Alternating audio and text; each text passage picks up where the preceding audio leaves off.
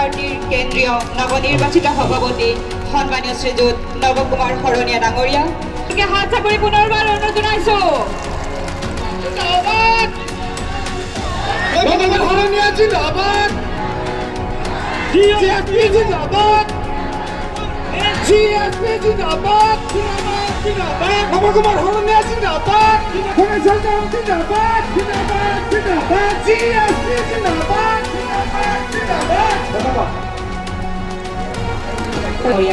তেখেতৰ আসন অলংকৃত কৰিবলৈ আন্তৰিকতাৰে বিনম্ৰতাৰে অনুৰোধ জনাইছো।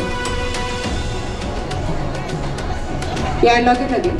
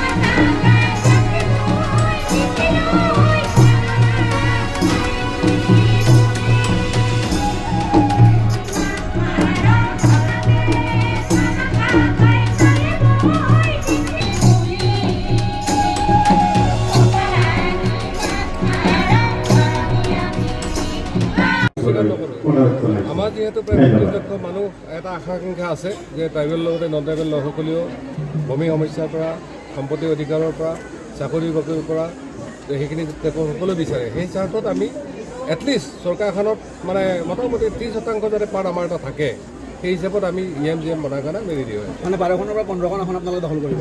নিশ্চিতভাৱে আমি 12ৰ পৰা 15ৰ ভিতৰত হয়তো আমি ডিমাণ্ড কৰিম। তাৰ ভিতৰত আমি 7টা বা 9টালৈকে আমি কেন্দ্ৰীয় জিকাৰ কাৰণে আমাক ইমান বাৰত বন্ধ নালাগে। মেইন দলটো BPF থাকিব, তাৰ সহযোগী হিচাপে ল'ব পৰাকৈ আমি আচলতে সমষ্টিত ল'ম আৰু জিকাম।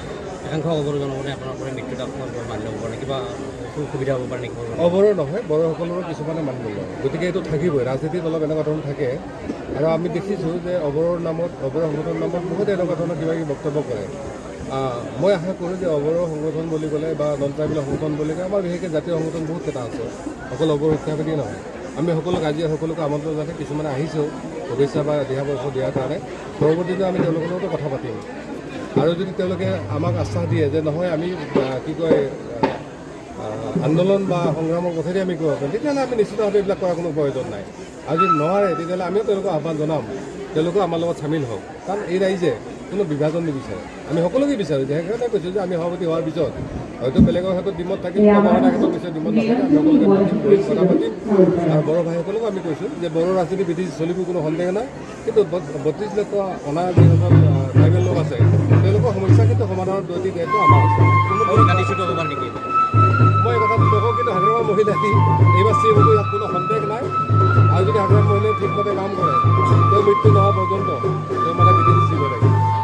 ভূমিগতৰ যিটো বিষয় আজি ৰাজহুৱা সভাত মানে কম যে আমাৰ কেছ চৰকাৰ হ'লে প্ৰথম কেবিনেট কমচে কম আমাৰ A block, B block, C block য'ত কোনো মানে ভেজাল নাই সেইখিনি মাটি পতা কথা প্ৰথম কেবিনেটে হৈ যাব। আৰু বাকীখিনি আমি মানে দায়িত্ব লৈ কেনে যিমানে BPF কৈছে আমি দায়িত্ব লৈ কিনে সমস্যা আলোচনা কৰি সমাধান কৰিম।